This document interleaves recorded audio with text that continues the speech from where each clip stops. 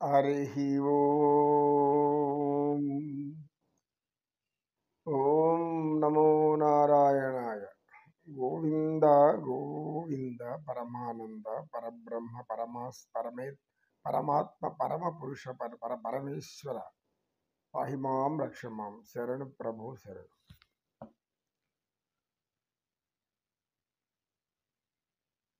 తేజస్విని గురువు గారిని చూసి గురువుగారు అయితే ఈ రాగము అనేటువంటి ఈ యొక్క గుణం అనేది మానవుల యొక్క బలహీనత అంటారా అని అడిగింది. తప్పుకుంటామా, సత్యం తెలియకపోతే అది బలహీనతే. మనం అభిమానం ప్రేమ ఎంతవరకు పెంచుకోవాలో అంతవరకు పెంచుకోవాలని జ్ఞానం, దీనికి కూడా అవిద్యే కారణం. రాగము అనేది యొక్క బంధానికి అవిద్య కారణం. అవిద్య అంటే ఏమి? జ్ఞానం. జ్ఞానం అంటే ఏమి? మనం ఏది సత్యమో, ఏది నిత్యమో, ఏది అసత్యమో, ఏది అశాశ్వతమో తెలుసుకోవాలి. ఇది చెప్పేదే జ్ఞానం. శాశ్వతమైనది ఏది, అశాశ్వతమైనది ఏది, ఏది ఆనందము, ఏది దుఃఖము, ఇది ఈ విషయాలు మనుషులు మన మనసులో పెట్టుకుంటే అది జ్ఞానం అవుతుంది. ఈ 4 విషయాల్ని బాగా అందరూ కూడా గమనిస్తే ఇది వారికి ఇటువంటి దుఃఖాలు ఏర్పడవు. కానీ కొన్ని అనురాగ ప్రేమలు ఇలాంటి దుఃఖాన్ని కలగనీయకుండా కూడా చేస్తాయి. కొన్ని అంటే వాళ్ళు అమితమైన ప్రేమ స్వరూపులు, అంటే దైవాన్ని ప్రేమించేవాళ్ళు. దైవాన్ని ప్రేమించడం అంటే దైవ స్వరూపమైనటువంటి మానవ సంబంధాలు కూడా ప్రేమిస్తారు వాళ్ళు. అటువంటి వాళ్ళు కూడా ఉన్నారమ్మా. అయితే ఈ యొక్క రాగము అంటే అనురాగము, ప్రేమ, మన మనుషుల మధ్య ఉండే బాంధవ్యాలు అనేకం కూడా మనం ఒకప్పుడు చాలా గొప్పగా ఊహించుకుంటాం ఒక్కొక్కరిని. తర్వాత కొంతకాలానికి వారిలో గొప్పదనం వెళ్ళిపోవచ్చు, స్వార్థం పెరుగుతుంది. ఆ స్వార్థంలో తర్వాత ఎవరు గుర్తుకు రారు.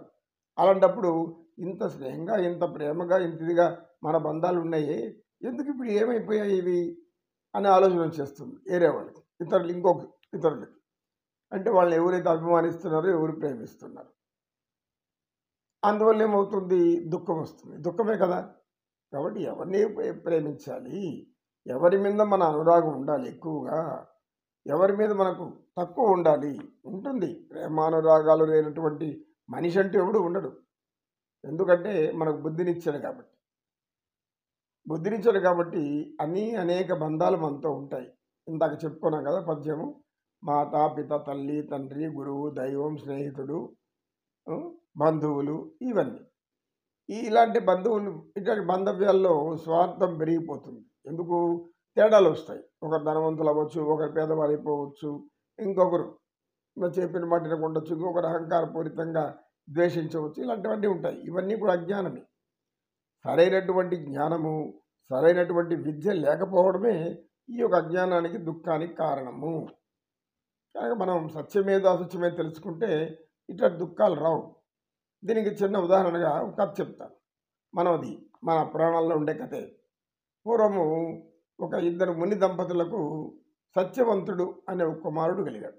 అతడు తల్లిదండ్రులు ఎంతో దైవ ప్రార్థన చేసి ఈశ్వరుని మెప్పించి పరమేశ్వరుని ప్రార్థించితే అతడు, మీకు సంతానం అనేటువంటిది ఉంది, ఆ ఒక సంతానం ఉంటుంది, అయితే అతడు 16 ఏళ్ళ తర్వాత మరణిస్తాడు అని చెప్పి చెప్పబడుతుంది ఈశ్వరుడు.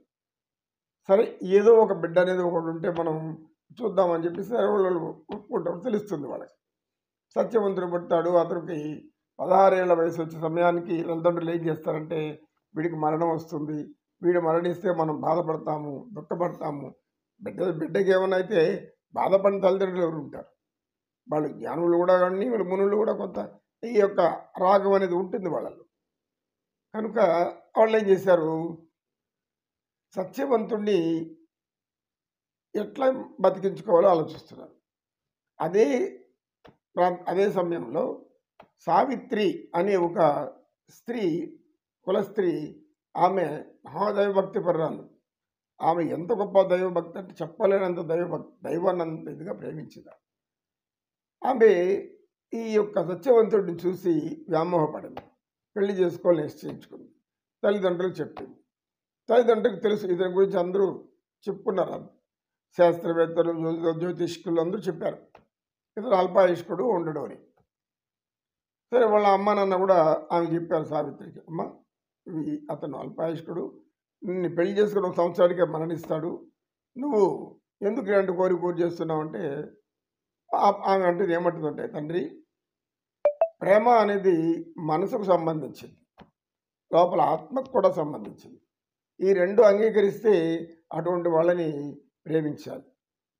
కనుక ఆ ప్రేమ ఎప్పుడైతే పుట్టిందో ఇక్కడ, ఇంకా దాన్ని మరణమైనా కూడా ఎదుర్కొంటాను నేను, ఆ మరణాన్ని నేను కూడా అనుభవిస్తాను కావాలంటే అతనితో పాటు, అతన్నే చేసుకుంటాను కూర్చుంది. సరే చేసుకుంది. సరిగ్గా 1 సంవత్సరం అయింది. సంవత్సరం అవుతానే ఏమైంది, యమధర్మరాజు వచ్చేసాడు. ఆయన ఒక దున్నపోతు మీద కూర్చొని చేతిలో పాశం పెట్టుకొని, అంటే ప్రాణాలు లాగేటువంటి పాశం, ఇవన్నీ మనకు ప్రాణకథల జ్ఞానం కోసం వచ్చేసాడు.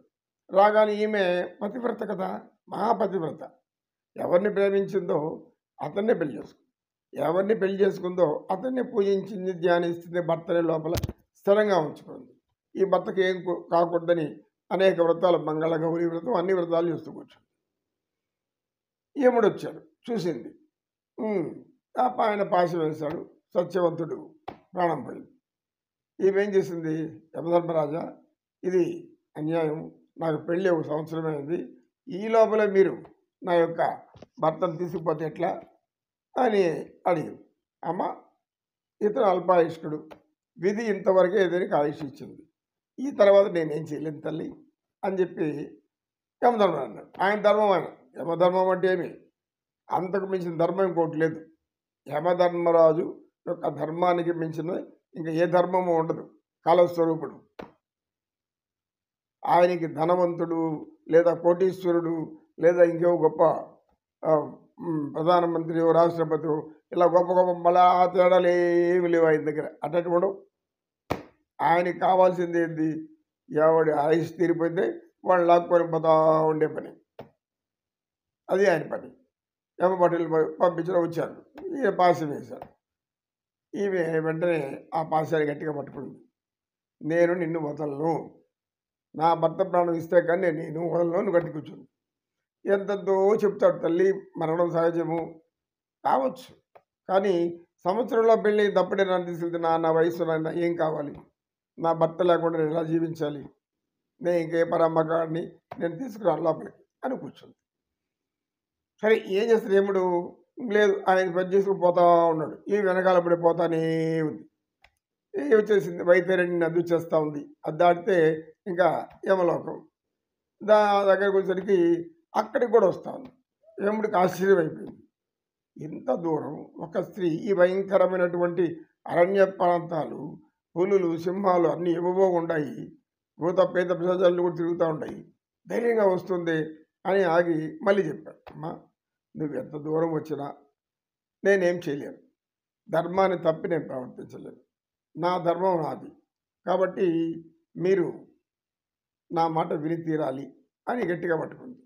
పట్టుకుంటానే వెంటనే ఏం చేశాడంటే ఇంకొంచెం దూరం వెళ్ళాడు, ఆమె దాన్ని కూడా దాటేసింది. ఈ కీకారణ్యం, ఆరణ్యం, ఇది అన్నీ దాటుకు, ఎందుకంటే ఆమె యొక్క పాతివ్రత్య మహిమ మాట్లాడు.